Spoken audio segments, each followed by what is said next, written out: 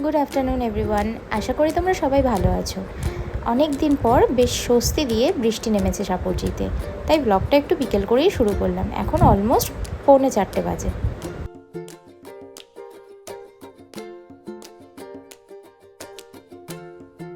আজকে লাঞ্চে বানিয়েছিলাম সিম্পল চিকেনের ঝোল, আলু দিয়ে আর ভাত।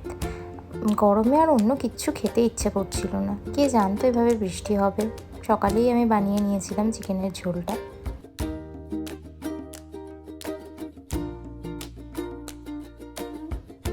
বেশ অনেকক্ষণ আগেই লাঞ্চ করেছি, তাই মনটা একটু চা চা করছে এই ওয়েদারে। আমি খুব একটা বেশি চা খাই না, কিন্তু যেহেতু এই মেঘলা হচ্ছে, বৃষ্টি হচ্ছে, তো একটু ভাবলাম আদা দিয়ে চা বানাই।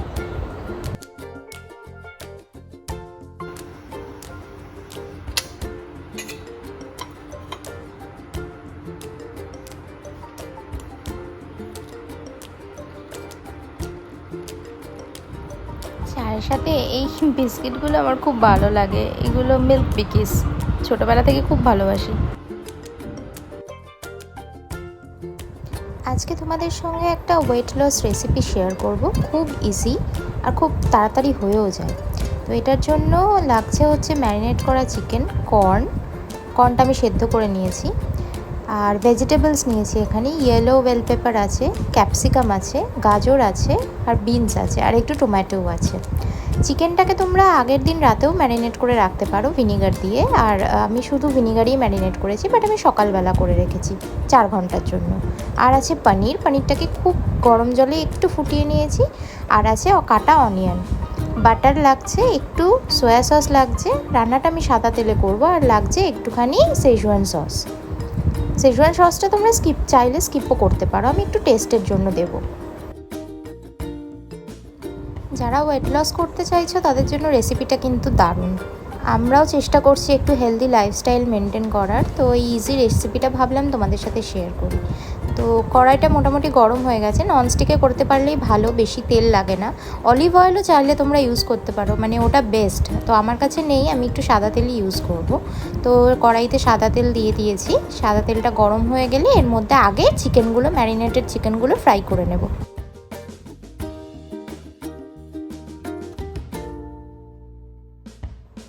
কড়াইতে চিকেনগুলো দিয়ে দিয়েছি, একটু লেগে লেগে যাচ্ছে। অনেকক্ষণ ধরে ম্যারিনেট করে ফ্রিজে রেখেছিলাম, তো একটু আগেই বার করা উচিত ছিল। তো এটাকে খুব ভালো করে নেড়ে চেড়ে 5 থেকে 7 মিনিটের জন্য ঢাকা দিয়ে দেবো।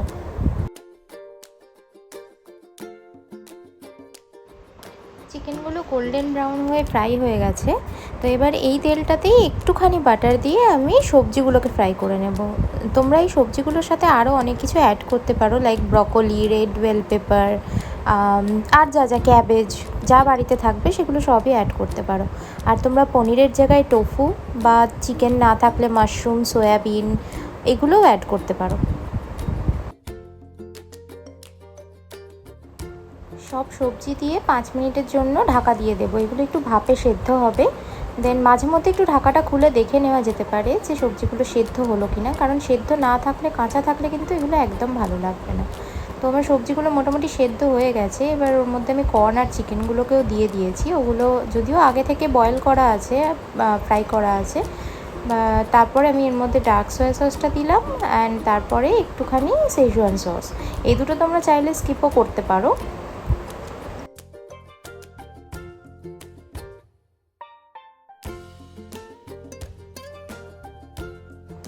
মোটামুটি ফ্রাই হয়ে গেছে। পনিরগুলো বা টোফুগুলো দেবে সবার লাস্টে, না হয়তো এগুলো একদম ভেঙে গুঁড়ো গুঁড়ো হয়ে যাবে। তো আমিও সবার লাস্টে পনিরগুলো দিয়ে একটু ভালো করে সতে করে নেব।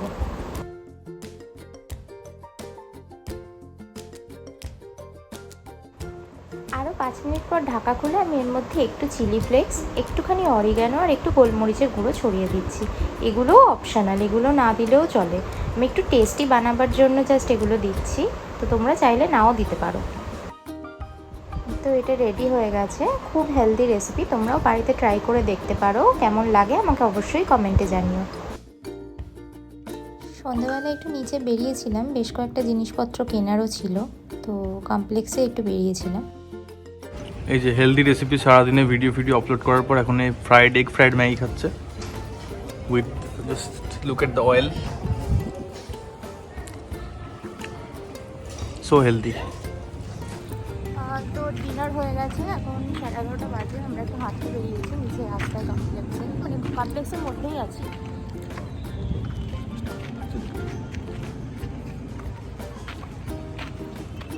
তো চলো আজকের ব্লগটা মোটামুটি এখানেই এন্ড করবো।